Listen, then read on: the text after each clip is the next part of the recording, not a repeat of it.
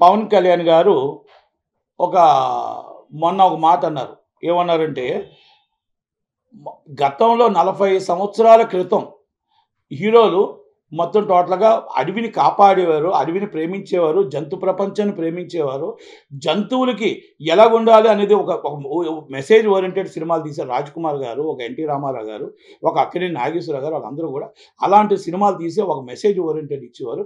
ఇప్పుడున్న హీరోలు మొత్తం టోటల్‌గా అడవిని కొల్లగొట్టి, స్మగ్లింగ్ చేస్తూ, మొత్తం టోటల్ ఏనుగు దంతాలు ఎగిరిపోతుంటే, మొత్తం అడవి మొత్తం టోటల్‌గా అయిపోతుంటే, మొత్తం వన్యప్రాణులన్నీ కూడా జనారణ్యంలోకి వచ్చేస్తున్నాయి. జనాల మధ్యలోకి వచ్చేస్తుంటే ఇబ్బంది కలుగుతుంది. వాళ్ళకి నీడ లేక వచ్చేస్తున్నాయి. వాళ్ళకి తిండి లేక వచ్చేస్తున్నాయి. కనుక మనం ఈరోజు మెసేజ్ ఏమి ఇస్తున్నాము? మనం కాకపోతే ఆ రోజు ఇచ్చిన హీరోలకి, ఈరోజు ఇచ్చిన ఇప్పుడున్న హీరోలకి తేడా అది అనేది అని చెప్పి ఆయన అటవీ శాఖ మంత్రిగా ఈజ్ ద పొలిటికల్ లీడర్గా ఆయన ఒక అధ్యాయం చేసి ఈ మొత్తం టోటల్గా ఈ దంతపు చెక్కల స్మగ్లర్ని ఎలా పట్టుకోవాలి, ఈ మొత్తం టోటల్గా ఏనుగుల్ని వన్యప్రాణాలను చంపేస్తున్న వాళ్ళని ఎలా పట్టుకోవాలి, ఈ అడవి మొత్తం సంపదను ఎలా కాపాడుకోవాలి, ఈ అడవి మొత్తం టోటల్గా ఏదైతే ఉందో గతంలో ఉన్న మాదిరిగా ఎలా ఉంచాలి అనేది ఆయన మీటింగ్లు పెడుతూ దాన్ని అధ్యయనం చేస్తూ దానికోసం ప్రెస్ మీట్ పెట్టారు తప్ప ఆయన సినిమాలకి ఏదో అల్లు అర్జున్ గారినో ఇంకొకరినో అనేది కాదు. ఆయన పొలిటికల్గా ఆయన ప్రెస్ మీట్ పెట్టారు. అందరికీ చెప్పాడు. అంత ఇప్పుడున్న హీరోలకి చెప్పాడు, గతంలో జరిగింది చెప్పాడు. కనుక దాన్ని ఒక సోషల్ మీడియాలో ఏదో అల్లు అర్జున్ గారికి అల్లు అర్జున్ గారి ఇష్టం, అల్లు అర్జున్ గారిది ఆయన వ్యక్తిగతం.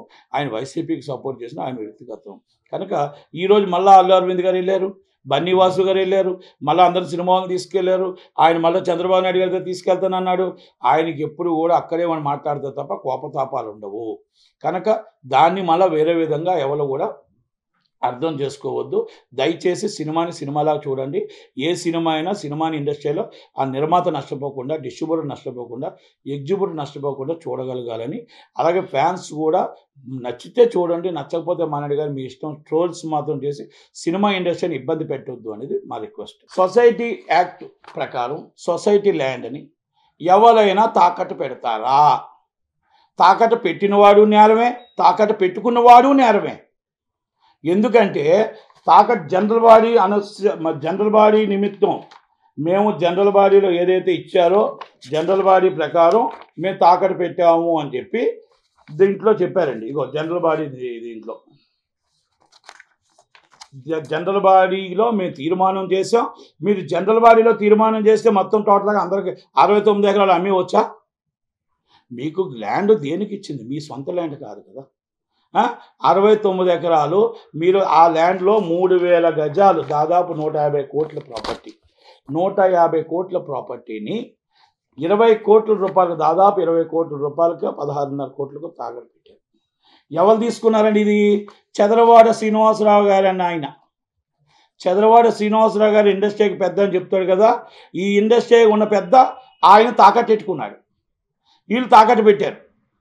జనరల్ బాడీ అనుసరించి మేము పెట్టాము అని అంటున్నారు. పెట్టడం మరి ఏ సొసైటీ యాక్ట్ చెప్తుందో ఏ సొసైటీ యాక్ట్లో ఈ తాకట్టు ఎత్తి అమ్మివచ్చు, ఏ రిజిస్ట్రేషన్ చేసుకోవచ్చు అని చెప్తుందో వడ్డీతో 35 కోట్లు అయిందంట. అంటే ఇది కార్మికులకు చెందే ల్యాండ్. ఈ డబ్బుని ఏ విధంగా పెట్టారు? రో హౌసెస్. అసలు మీకు పర్మిషన్ లేకుండా రో హౌసెస్కి మీకు పర్మిషన్ లేకుండా డబ్బులు ఎలా కలెక్ట్ చేస్తారు? ఈరోజు ఇన్లీగల్గా మీరు డబ్బుని ఎలా కలెక్ట్ చేస్తారు? మీకు అపార్ట్మెంట్లో కట్టిస్తామని చెప్పి మీరు ఎలా డబ్బు కలెక్ట్ చేస్తారు? ఏ సొసైటీ యాక్ట్ చెప్తుంది? ఇవన్నీ కూడా దీన్ని మనం చూసి చూడనట్టు వదులుతున్న ఈ గవర్నమెంట్లు ఏంటి? దాంట్లో గతంలో టీఆర్ఎస్ గవర్నమెంట్ ఇలా సపోర్ట్ ఉండేది. ఈరోజు ఇప్పుడున్న గవర్నమెంట్ ఇప్పుడున్న గవర్నమెంట్ కూడా దీన్ని వెలుగు తీసి నిజమైన కార్మికులకు ఇస్తుందా? వీళ్ళందరి మీద యాక్షన్ తీసుకుంటుందా? లేదు అనుకుంటే మళ్ళీ వాళ్ళతో పాటు మళ్ళీ మేము మొత్తం టోటల్ వంత పాడుతుందా రేవంత్ రెడ్డి గారు గవర్నమెంట్ అనేది? ఒక్కసారి దాన్ని అంతటి కూడా పొంగులేరు శ్రీనివాసరెడ్డి గారు కానీ, అలాగే తుమ్మల నాగేశ్వరరావు గారు కానీ, అలాగే మరి కోమటిరెడ్డి వెంకటరెడ్డి గారు కానీ, అలాగే రేవంత్ రెడ్డి గారు దీన్ని మరి సీరియస్గా యాక్షన్ తీసుకుంటారా? కార్మికులకు అన్యాయం జరగకుండా మరి ఇమ్మీడియట్లీ దాని మీద సీరియస్ యాక్షన్ తీసుకొని ఎవరెవరు దీన్ని కుంభకోణాల్లో ఉన్నారో, ఎవరెవరు డబ్బులు తిన్నారో, ఎవరెవరు ఈ 70 కోట్ల రూపాయలు క్యాష్ను విత్డ్రాల్ చేశారో వీళ్ళందరి మీద సీరియస్ యాక్షన్ తీసుకుంటారా అనేది మరి గవర్నమెంట్, ఏపీ గవర్నమెంట్, మన తెలంగాణ గవర్నమెంట్ చేయాలి. మరి ఇదే గవర్నమెంట్, ఇదే చంద్రబాబు శ్రీనివాసరావు గారు, ఇదే కొంతమంది మరి వ్యక్తులు అందరూ వెళ్ళి వీళ్ళందరూ కలిపి అక్కడికి వెళ్ళిపోయి మళ్ళా ఆంధ్రప్రదేశ్లో చంద్రబాబు నాయుడు గారిని బురిడీ కొట్టిద్దాం, 2014లో కొట్టించినట్టు మళ్ళా బురిడీ కొట్టిద్దాం, మళ్ళీ ఆయన మోసం చేద్దాం అని చూస్తుంటే మరి చూస్తూ ఊరుకోవాలా చెప్పండి?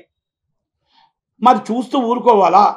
ఎందుకంటే ఆయన పార్టీ ఈరోజు మొత్తం టోటల్గా ప్రజలకు ఏం చెయ్యాలని చూస్తున్నప్పుడు మనకి కొన్ని తెలుస్తూ ఉంటాయి, కొన్ని ఒక్కొక్కరి ద్వారా వచ్చేస్తూ ఉంటాయి. కాబట్టి చుట్టాల వల్ల, పట్టాల వల్ల, ఎవరి వల్ల ఏదో విధంగా వచ్చి మేము మీ క్యాస్ట్ వాళ్ళమో, మీ కులం వాళ్ళమో, మీ ఇంటి వాళ్ళమో, మీ దగ్గర వాళ్ళమో వస్తుంటప్పుడు ఆయన ఒక చూసి చూడకుండా ఏమైనా పొరపాటు జరుగుతుందేమో అని ఉద్దేశంతోనే నేను చంద్రబాబు నాయుడు గారిని, లోకేష్ బాబు గారిని, బాలయ్య బాబు గారిని, దయచేసి పవన్ కళ్యాణ్ గారిని అడుగుతున్నా, అయ్యా మీరు సినిమా ఇండస్ట్రీకి నిజమైన సినిమా వాళ్ళకి ఇవ్వండి. ఈరోజు సినిమా వాళ్ళు ఎవరికి కూడా చాలామందికి లేవు. దయచేసి ఒక్కసారి వాళ్ళ సీనియారిటీ చూసి, వాళ్ళ కష్టాలు చూసి, అన్నీ చూసి కరెక్ట్గా చేసి ఇవ్వండి. ఇలాంటి ఎలక్షన్ ముందు రారు, ఎలక్షన్ ముందు అరెస్ట్ అయినప్పుడు రారు, ఇలా మొత్తం టోటల్గా మనకు పదవులు వచ్చినప్పుడు మాత్రం వస్తారు. ఈ పదవులు ఆశిస్తూ ఉంటారు. ఇలాంటి వాళ్ళకి మీరు పదవి ఇవ్వద్దు, మంచి వాళ్ళకి పదవి ఇవ్వండి. ఇది ఒక రాఘవేంద్ర గారు ఉన్నారు, ఒక దత్తు గారు ఉన్నారు, ఒక కేఆర్ నారాయణ గారు ఉన్నారు, ఒక కుమార్ చౌదరి గారు ఉన్నారు. వాళ్ళందరినీ అడగండి. ఇది నేను చెప్పింది తప్ప లేకపోతే నేను రైటా కాదా అని ఒక్కసారి అడగండి. ఎవరి మీద నాకు కక్ష సాధింపులు లేవు. ఈరోజు మొత్తం టోటల్గా దయచేసి నేను ఒక్కసారి వినిపిస్తున్నాను, నా వాదన వినండి. అందరికీ కూడా నేను చెప్పడం జరిగింది. ఆంధ్రప్రదేశ్లో ఏ ఉద్యోగం జరగకూడదు. 2014లో ఫిలింనగర్ క్లబ్లో జరిగిన అన్యాయం అలా జరగకూడదనే ఉద్దేశంతోనే నేను ఇది చెప్తున్నాను. దీని అన్నింటికి కూడా నేను డాక్యుమెంట్స్తోనే మాట్లాడుతున్నాను తప్ప వితౌట్ డాక్యుమెంట్ మాట్లాడట్లేదు. ఎవరైనా చర్చకు వస్తానంటే ఐఎమ్ చర్చకు నేను రెడీగా ఉన్నాను. ఎవరైనా చర్చకు రావచ్చు. తప్పు మాట్లాడితే నా మీద డిఫర్మేషన్ వేసుకోవచ్చు. ఎవరైనా తప్పు మాట్లాడితే ఏదైనా కేసు పెట్టుకోవచ్చు. I'm ready. అలాగే ఇంకోటి, బాలయ్య బాబు గారు ఈరోజు గోల్డెన్ ఫంక్షన్కి అనౌన్స్ చేశారు. మంచి పరిణామం. ఆయన 50 సంవత్సరాలకి ఫంక్షన్కి ఇప్పటికైనా గుర్తొచ్చింది, సంతోషం. ఆయన 50 సంవత్సరాలు ఫంక్షన్ చేయాలని అందరూ ఆలోచించుకున్నారు. కానీ అందరూ ఫంక్షన్ ఆలోచించుకున్నప్పుడు అందరినీ మా అసోసియేషన్ నుంచి పిలిచారు. ఓకే, మాధవరావు గారు వచ్చారు, అందరూ వచ్చారు, అలాగే ఇండస్ట్రీ వచ్చారు. ఓకే, నేను కూడా ఆఫీస్ బేరలు, నన్ను కూడా పిలలేదు. కనుక ఓన్లీ ప్రెసిడెంట్, సెక్రటరీలు అందరూ కలిపి ఏదో ఒక గోల్డెన్ జూబ్లీ మీటింగ్ పెట్టాలనుకున్నారు. ఏం జరిగినా కూడా బాలయ్య బాబుకు మంచి 50 సంవత్సరాల ఫంక్షన్ జరగాలి, మంచిగా జరగాలి. కానీ ఆ పదవి ఆయన పెట్టేటప్పుడు అందరూ కూడా చిరంజీవి గారు, ప్రభాస్ గారు, మొత్తం అందరూ ఇండస్ట్రీ అందరూ ఉండి ఆ 50 సంవత్సరాలు ఫంక్షన్ చేస్తే బాగుంటుందని, అందరినీ కలుపుకొని వెళ్తే బాగుంటుందని, ఇది కొంతమందే కలుపుకొని వెళ్తున్నట్టు నాకు అనిపించింది.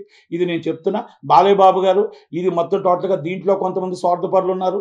కొంతమంది స్వార్థపరులు కూడా మీరు ఆలోచించండి.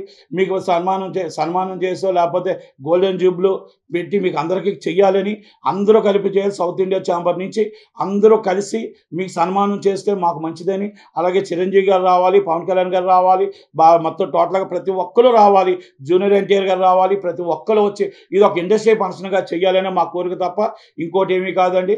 ఒక్కసారి ఇలాంటి మొత్తం టోటల్గా ఏది జరిగినా ఆంధ్రప్రదేశ్లో మాత్రం దయచేసి ఏ ఒక్కటి చేసేటప్పుడు కూడా వాళ్ళ మీద కేసులు ఉన్నాయా, వాళ్ళ మీద ఏంటి, ఇంతకుముందు ఏం చేశారు, వాళ్ళు ఏంటి, ఎలాంటి వాళ్ళు, మన ఆంధ్రప్రదేశ్లో మన గవర్నమెంట్కి మచ్చ రాకుండా ఏ రికమెండేషన్ చేసినా ఏం చేసినా దయచేసి ఒక్కసారి 1-2 సార్లు ఆలోచించుకొని, పార్టీకి ఇబ్బంది రాకుండా ఒక్కసారి ఆలోచించమని, 2 సార్లు ఆలోచించమని నేను మీకు మనవి చేస్తూ నేను రిక్వెస్ట్ చేసుకుంటున్నాను. ఎందుకంటే మనకు అనుకోకుండా కొన్ని తెలియని పరిస్థితుల్లో కొన్ని ఉంటాయి. కాబట్టి దయచేసి కొంతమంది పదవుల కోసమో, కొంతమంది మనకు సన్మానాల కోసమో, కొంతమంది బొకేల కోసమే కూర్చొని ఇలాంటి పదవుల కోసం ఉంటారు. కానీ అరెస్ట్ అయిన చంద్రబాబు నాయుడు గారు అరెస్ట్ అయినప్పుడు కొంతమంది కనబడలేదు.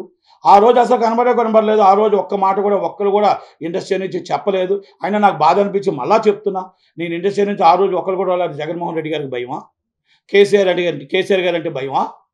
మరి అందుకే భయపడే కదా రాలేదు అందులోనూ.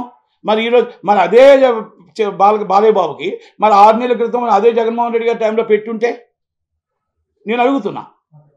ఈరోజు గవర్నమెంట్ వచ్చింది కాబట్టి మీరు ఏదైనా ఆశిస్తున్నారో కొంతమంది, దాంట్లో ఇండస్ట్రీ అందరూ కలిపి చెయ్యాలి, చేసే మంచి పరిణామం. కానీ దీంట్లో ఎక్కడైనా స్వార్థం ఉందా కొంతమందికి? ఎందుకంటే కొంతమంది పిల్లలేదు. మరి పిలుస్తారా, పిల్లరా? ఆఫీస్ బేరలు అందరినీ కూడా ఆఫీస్ బేరలైనా ఉండాలి కదా. కనుక కొంచెం దీంట్లో విభజించు పాలించు ఏదో ఉందని నాకు డౌట్. కనుక దయచేసి కార్యక్రమం బాగా జరగాలి, చాలా ఎక్స్ట్రాడినరీ జరగాలి. చిరంజీవి గారు రావాలి, అందరూ కలిసికట్టుగా ఉండాలి. నాగబాబు గారు నన్ను పిలుచుంటే బాగుండు, దానికి ఆ కార్యక్రమానికి. కనుక అందరూ కూడా